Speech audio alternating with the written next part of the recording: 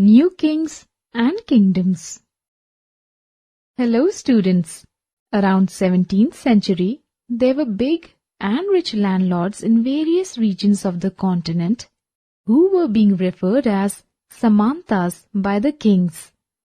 The duty of Samantas was to bring gifts for the kings and help the kings by providing military support.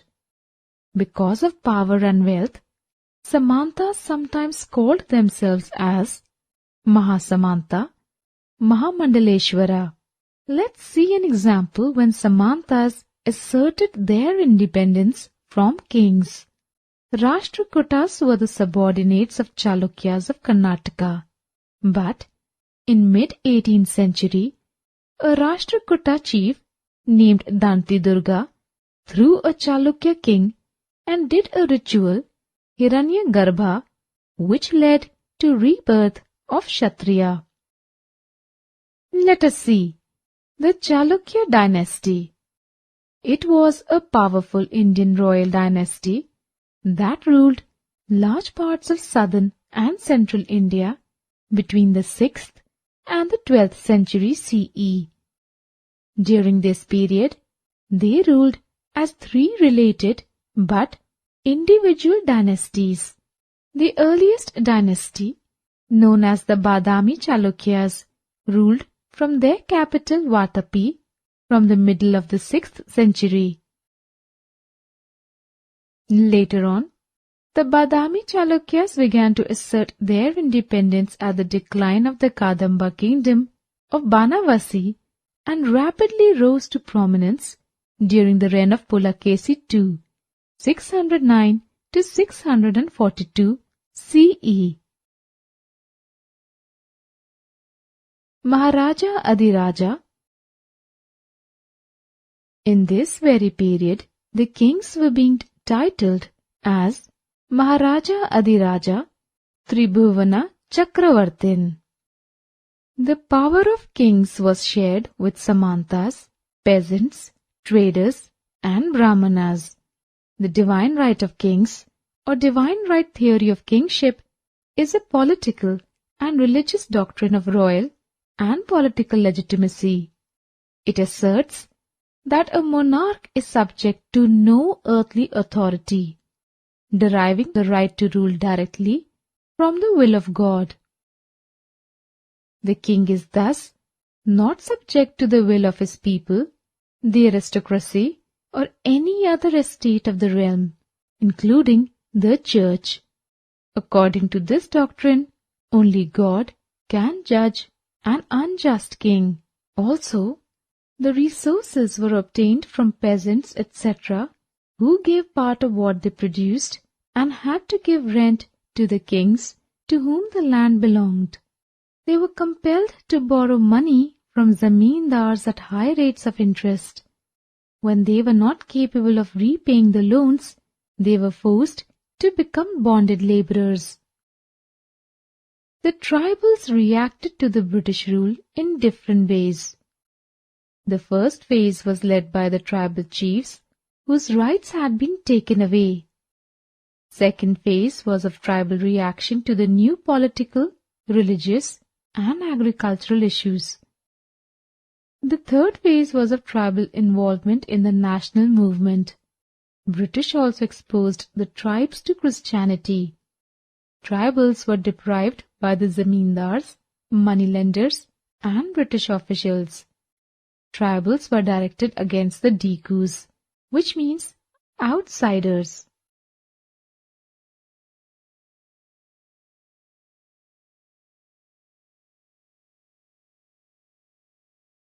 Prashastis and land grants.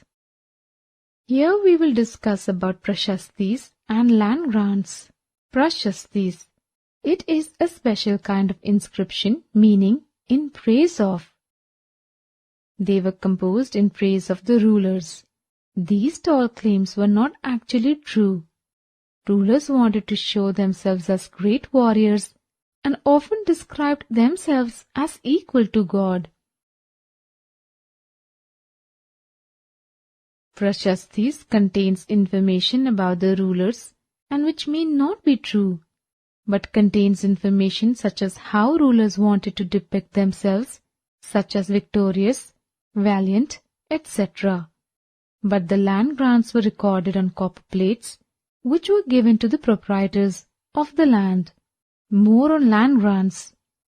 The kings used to present lands to the Brahmins, and it is recorded on copper plates as proofs. A Sanskrit poem was being written about the history of kings who ruled Kashmir. It was composed by Kalama. Almanak-e-Kashmiri was the author of Raja Tarangini, an account of the history of Kashmir. He wrote the work in Sanskrit between 1148 and 1149. All information regarding his life has to be deduced from his own writing, a major scholar of which is Mark Aurel Stein. Robin Donkin has argued that with the exception of Kalhana, there are no literary works with a developed sense of chronology, or indeed much sense of place, before the 13th century. He has not only mentioned the qualities of the kings, but also their immoral acts as well. The main objective of this work is the propagation of morality. He has appreciated the prevalent religious tolerance in the various sects of Kashmir. Hindus and Muslims worked together without ever having a tinge of enmity. He has specially opposed the kings who ever tried to disturb this unity. He has bitterly criticized the greedy priests, undisciplined soldiers, and wicked officials. He has showered praises on the pious ambitions of Rani Chidda.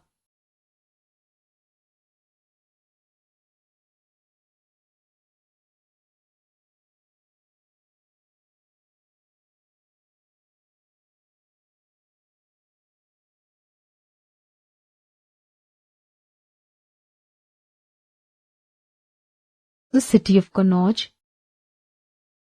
The ruling dynasties ruled various areas. The most prized area was the city of Kannauj in the Ganga Valley. Kannauj, also spelled Kanauj, is a city, administrative headquarters, and a municipal board of Nagarpalika Parishad in Kannauj district in the Indian state of Uttar Pradesh. The city's name is traditionally derived from the term Kanya-Kubja. Kannauj is an ancient city, in earlier times, the capital of Emperor Harshvardhan. It is said that Kanya-Kubja Brahmins are originally from Kannauj. Kannauj is known for the distilling of scents and is a market center for tobacco, perfume, and rose water. It has given its name to a distinct dialect of the Hindi language known as Kannauji. It was called Kalinapaksa during reign of Alexander. Also, Gujara Pratihara, Rashtrakutas, and Pala dynasties fought for this area. The rulers target temples during the fight. Ruler Sultan Mahmud of Ghazni, Afghanistan. Yemen al-Devla Abul Qasim, Mahmud ibn Sebuktin, more commonly known as Mahmud of Ghazni, 2nd November 971 to 30th April 1030, was the most prominent ruler of the Ghaznavid Empire in the name of Islam. He conquered the eastern Iranian lands and the northwestern Indian subcontinent from 997 to his death in 1030. Mahmud turned the former provincial city of Ghazna into the wealthy capital of an extensive empire which covered most of today's Afghanistan, eastern Iran, Pakistan, and northwestern India. He was the first ruler to carry the title Sultan, signifying the extent of his power, though preserving the ideological link to the suzerainty of the Abbasid Caliphate. During his rule, he invaded and plundered parts of Hindustan 17 times. Other kings who were engaged in the warfare. Chahamanas, the Chauhan's dynasty, tried to explain Chauhan rulers in Chauhan dominions from circa 800 to 1316 AD. Chahamanas dynasty includes many branches of the Chahamanas. The first of these branches lived in the kingdom of Mahishmati, situated at the bank of river Narmada.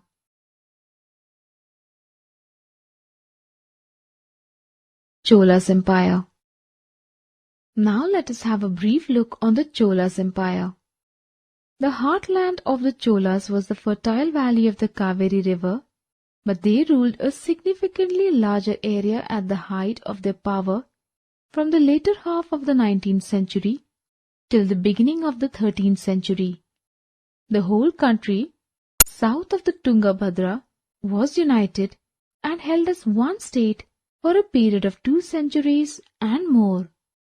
Under Rajaraja Chola I and his successors Rajendra Chola I, Rajadhiraja Chola, Veera Rajendra Chola, and Kulutunga Chola I, the dynasty became a military, economic, and cultural power in South and Southeast Asia.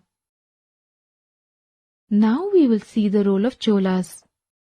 The Cholas left a lasting legacy. Their patronage of Tamil literature and their zeal in the building of temples has resulted in some great works of Tamil literature and architecture. The Chola kings were avid builders and envisioned the temples in their kingdoms not only as places of worship, but also as centers of economic activity. They pioneered a centralized form of government and established a disciplined bureaucracy. The Chola school of art spread to Southeast Asia and influenced the architecture and art of Southeast Asia. Also, according to the Malay Chronicle, Sajare Melayu, the rulers of the Sultanate claimed to be descendants of the kings of the Chola Empire. Now students, look at the history.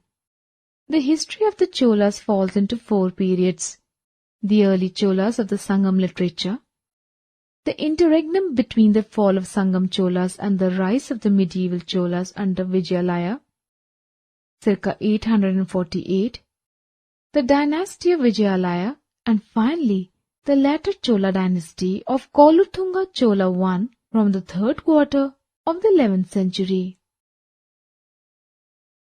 Medieval Cholas.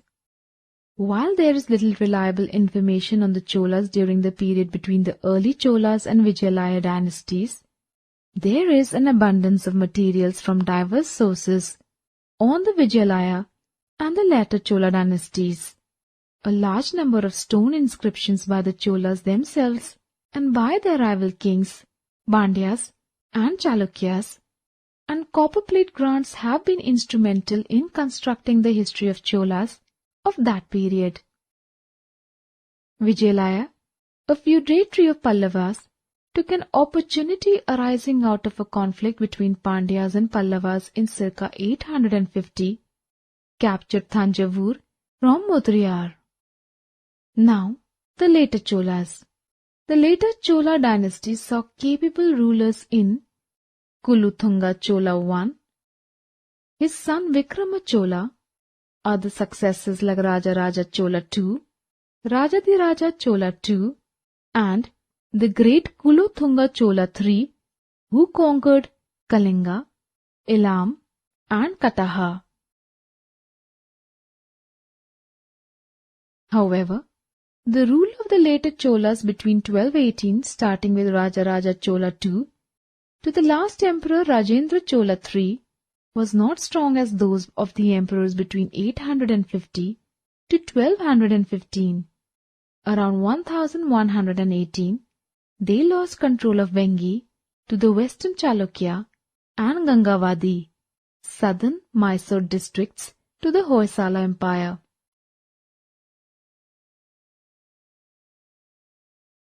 Administration and society. Chola territory. According to Tamil tradition, the old Chola country comprised the region that includes the modern-day Tiruchirappalli district, Tiruvarur district, Nagapattinam district, Ariyallur district, Peramballur district, Pudukkottai district, Pichavaram taluk, Vridhachalam taluk in Cuddalore district, and the Thanjavur district in Tamil Nadu and Karaikal district in Karaikal. Chola economy. Land revenue and trade tax were the main source of income. The Chola rulers issued their coins in gold, silver and copper. The Chola economy was based on the three-tiered system. At the local level, agricultural settlements formed a foundation to commercial towns Nagaram, which acted as redistribution centers for externally produced items bound for consumption in the local economy, and as sources of products made by Nagaram artisans for the international trade. Contribution of Cholas. Art. The Cholas continued the temple building traditions of the Pallavas dynasty and contributed significantly to the Dravidian temple design. They built a number of Shiva temples along the banks of the river Kaveri. The template for these and future temples was formulated by Aditya I and Parantaka. The Chola temple architecture has been appreciated for its magnificence as well as delicate workmanship, ostensibly following the rich traditions of the past bequeathed to them by the Pallavas dynasty. Religion. In general, Cholas were the adherents of Hinduism. Throughout their history, they were not swayed by the rise of Buddhism and Jainism, as were the kings of the Pallavas and Pandyas dynasties. Even the early Cholas followed a version of the classical Hindu faith.